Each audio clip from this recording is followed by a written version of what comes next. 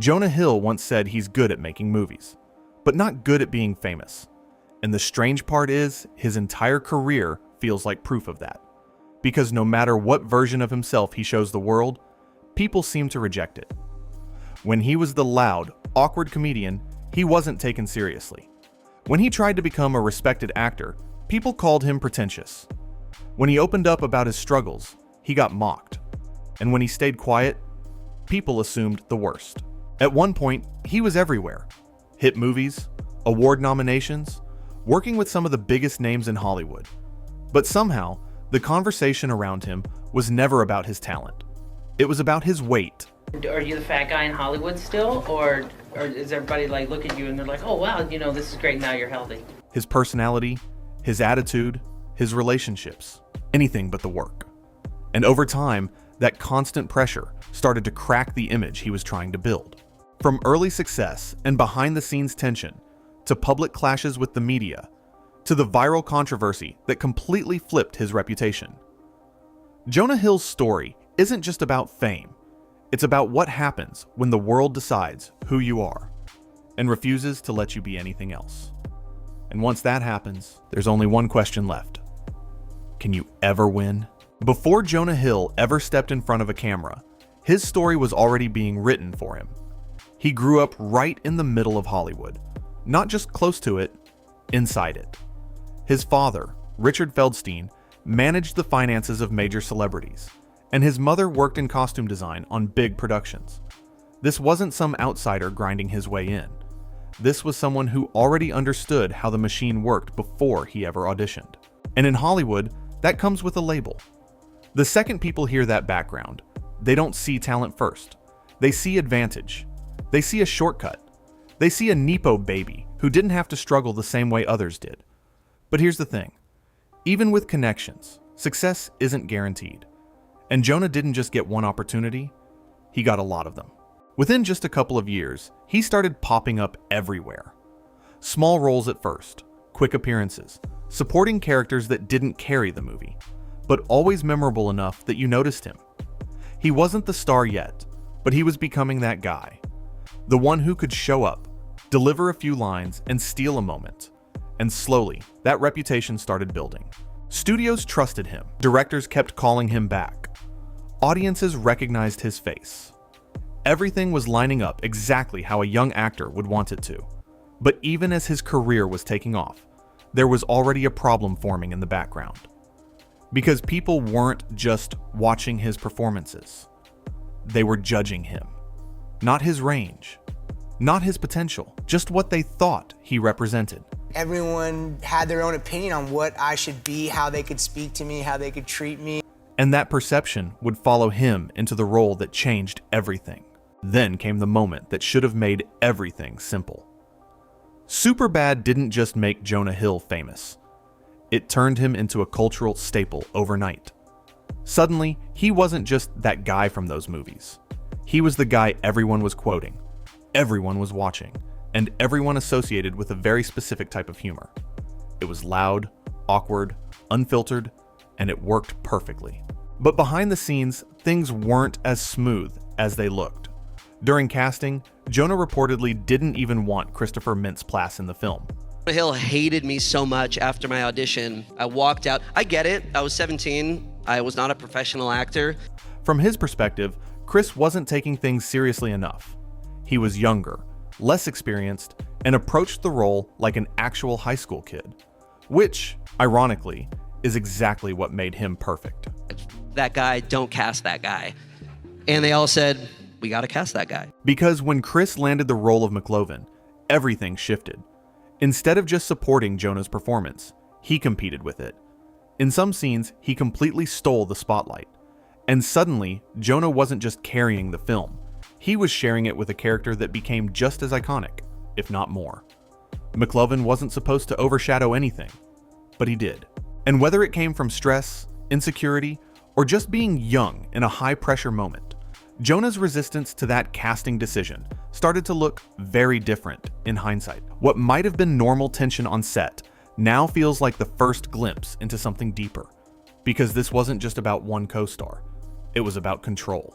For the first time, Jonah had a leading role, his biggest opportunity yet. And even then, something was slipping out of his hands. And when the movie exploded, that loss of control became permanent.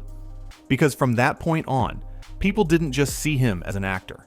They saw him as that character. Once Superbad blew up, Jonah Hill didn't just gain fame. He got boxed in. Overnight, he became the guy Hollywood could rely on for one very specific thing: being loud, awkward, and the punchline. The funny fat guy. The friend who says the outrageous line. The character you laugh at just as much as you laugh with. Can skinny people be funny? I don't think it has to do with like anything besides just being funny and like being yourself. And at first, that worked in his favor. He kept getting roles. More movies, more exposure, more money. On paper, everything was going exactly how a young actor would want it to go. But behind the scenes, that label started to stick in a way he couldn't control. Because audiences weren't separating Jonah Hill, the actor, from the characters he played. To them, there wasn't much difference. The jokes, the awkwardness, the insecurity, people assumed that was him. Not a performance, not a role, just who he was in real life. And the media made it worse. Interviews rarely focused on his craft. Instead, they kept circling back to the same thing: his body, his weight, his appearance. I became famous in my late teens and then spent most of my young adult life listening to people say that I was fat and unattractive. Whether he was funny because he looked a certain way, it didn't matter what he said or did, the conversation always ended up there. Imagine trying to build a serious career while the entire world keeps reducing you to one trait you never chose to define you. Well, you smell good, which is surprising. Why is that surprising? I don't know, I just... And the more success he had in that lane, the harder it became to escape it. Because from Hollywood's perspective, why change something that works? They weren't trying to evolve him. They were trying to repeat the formula. But for Jonah, that formula started to feel like a trap. And eventually, he made a decision that would change the direction of his entire career. He was going to prove he was more than that, no matter what it took. So Jonah Hill did what most actors in his position eventually try to do. He pivoted. He stepped away from the roles that made him famous and went after something completely different. Something quieter, more serious. Something that would force people to look at him differently. That opportunity came with Moneyball, and it worked. His performance was controlled, subtle, and nothing like the chaotic characters he'd been known for. Critics loved it. Audiences respected it. And for the first time, Jonah wasn't just being talked about as a comedian. He was being talked about as a real actor. He even earned an Oscar nomination. On paper, this should have solved everything. But it didn't. Because even after proving himself on one of the biggest stages in Hollywood, the conversation still refused to change. Interviews kept drifting away from his performance and right back to his appearance. His weight loss became a bigger headline than his acting. It didn't matter that he had just delivered the best performance of his career. People still wanted to talk about how he looked, and you could start to see the frustration creeping in. At first, he tried to brush it off, laugh along, keep things light. But over time, his responses got shorter, more defensive, less patient. Because from his perspective, he had done everything right. He changed his roles. He proved his range. He earned recognition. And still, it wasn't enough, which created a new problem. Now he wasn't just fighting to be taken seriously, he was fighting against an image that the world refused to let go of. And the harder he pushed against it, the more people started pushing back. At a certain point, Jonah Hill stopped trying to play along, and that's when people really started turning on him. Because there's an unspoken rule in Hollywood, especially for comedians. You're expected to be easygoing, self-deprecating, always ready to laugh at yourself, no matter what's said to you. For years, Jonah followed that rule. But once he started pushing back, everything changed. It started small, awkward interviews, tense moments with journalists, situations where a simple joke would turn into something uncomfortable, like when he snapped at a reporter for asking shallow questions, or when a casual interview suddenly felt hostile for no clear reason. To him, it probably felt justified. To everyone else, it felt like he was overreacting. And that's where the narrative began to shift. Suddenly, Jonah wasn't just misunderstood. He was difficult, sensitive, hard to work with. Every reaction he had was analyzed, clipped, and shared. Every moment where he didn't smile or play along became evidence that something was off. Even situations that weren't that serious started getting blown up.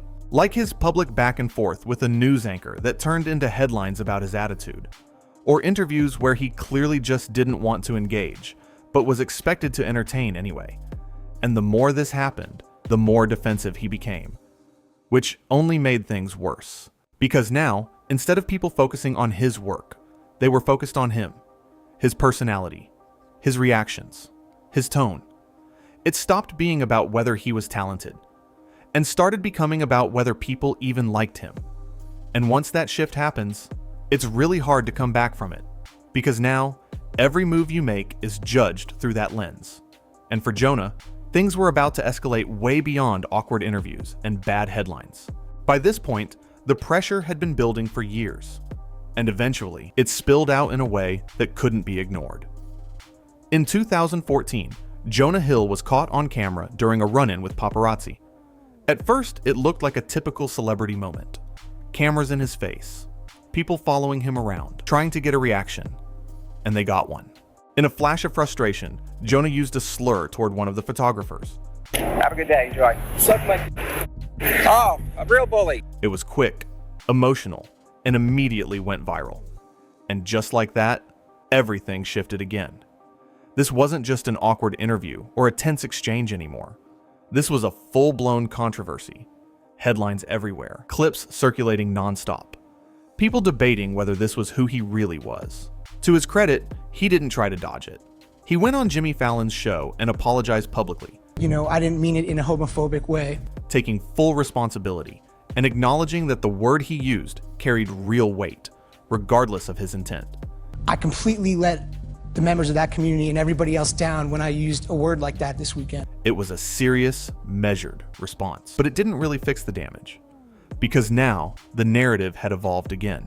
Before, he was the funny guy who wanted to be taken seriously. Then he became the difficult actor who couldn't handle criticism. Now, he was someone people viewed as volatile. Someone who could snap under pressure. And once that idea sticks, it changes how everything else is interpreted. From that point forward, every reaction, every interview, every moment where he showed emotion, it all got filtered through this new lens. And behind all of it, something else was becoming clear. Jonah wasn't just dealing with public criticism anymore. He was dealing with something much deeper. Anxiety, pressure, and the reality that being famous wasn't something he was ever truly comfortable with. Which makes what happened next even more complicated. Because just when it looked like he was starting to understand himself better, another controversy would completely redefine how people saw him. Just when it seemed like Jonah Hill had finally stepped back, focused on himself, and started rebuilding his image, everything exploded again. In 2023, his ex-girlfriend Sarah Brady released a series of private text messages, and within hours, the internet had already made up its mind. At first glance, the messages didn't look aggressive. There was no yelling, no threats, no obvious breakdown.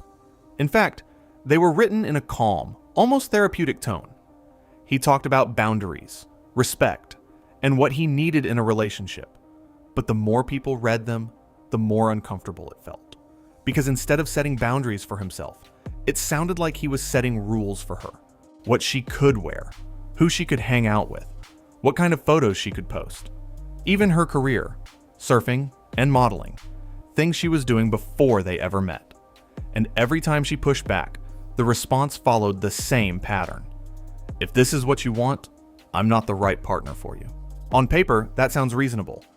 In reality, it felt like pressure, like an ultimatum disguised as self-awareness. And that's where the internet split in two. One side defended him, saying he was just communicating clearly, that he was setting expectations instead of hiding them, that he wasn't controlling, just honest. The other side saw something completely different.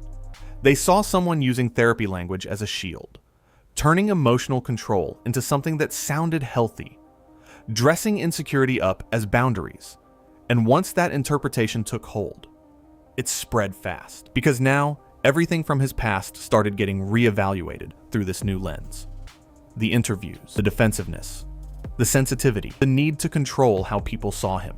It all started to connect. And for Jonah, this wasn't just another controversy.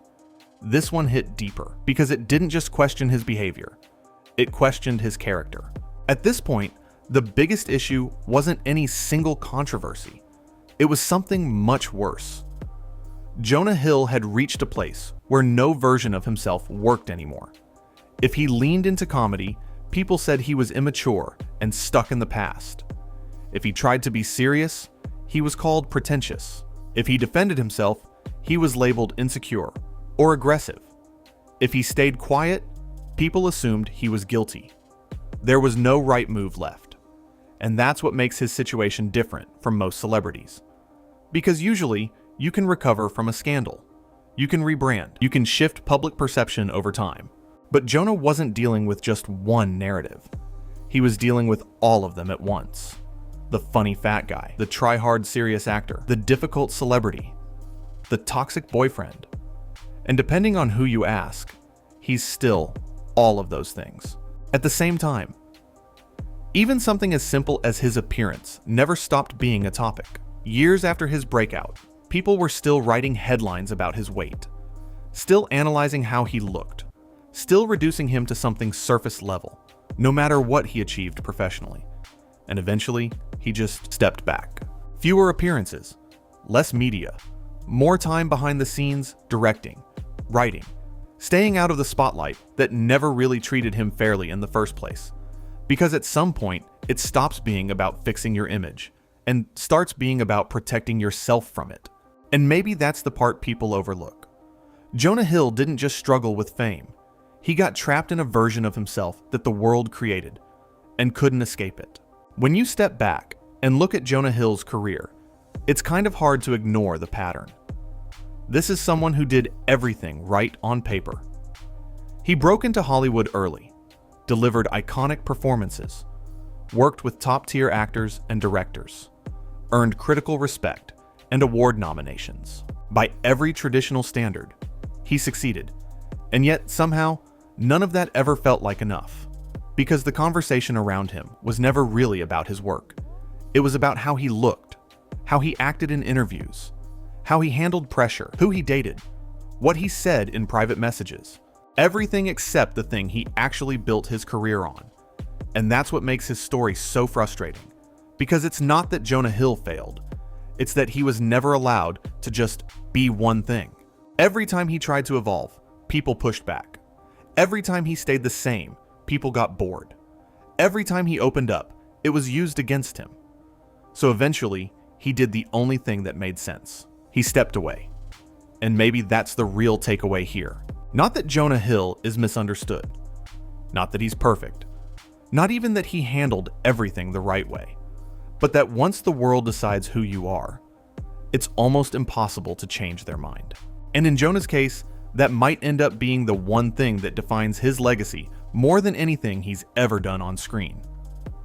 If you enjoyed this video, don't forget to hit the like button, leave a comment, and subscribe so you don't miss the next one.